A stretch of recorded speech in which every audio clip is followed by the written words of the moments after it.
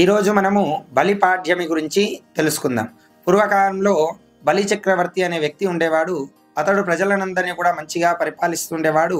ఇతరులపై దండయాత్ర చేస్తూ రాజ్యాలను గెలుస్తూ ఉండేవాడు. ఒకానొక సమయంలో ఇంద్రుడి సైతం ఓడిస్తాడు. అప్పుడు దేవతలందరూ కూడా మహావిష్ణు దగ్గరికి వెళ్ళి వేడుకుంటారు, ఎలాగైనా బలి చక్రవర్తిని సంహరించుము అని చెప్పగా అప్పుడు మహావిష్ణువు వామనావతారంలో జన్మిస్తాడు. బలి చక్రవర్తి అశ్వమేధ యాగం చేసి ఎవరు ఏ వరం కావాలో కోరుకోండి అంటాడు.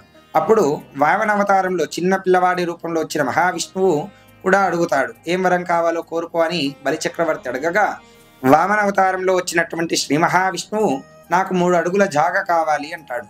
అప్పుడు బలిచక్రవర్తి నవ్వుతూ అంటాడు, 3 అడుగులు ఏం కోరుతున్నావు చిన్న పిల్లవాడి లెక్కన, ఇంకేమైనా కోరుము అని అడగగా అప్పుడు వామనుడు అంటాడు, నాకు ఆ 3 అడుగులే చాలు అని అడగగా అప్పుడు బలిచక్రవర్తి తదాస్తు అని అంటాడు.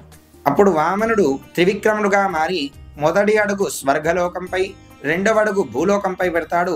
3వ అడుగు ఎక్కడ పెట్టాలో నీవే చెప్పు అని బలిచక్రవర్తిని అడగగా అప్పుడు బలిచక్రవర్తి నా తలపై పెట్టుము అని చెప్పగా అప్పుడు ఆ మహావిష్ణు రూపం ఉన్నటువంటి వామనుడు ఆ యొక్క బలిచక్రవర్తి యొక్క తలపై తన పాదంను ఉంచుతాడు, పాతాళానికి తొక్కివేస్తాడు.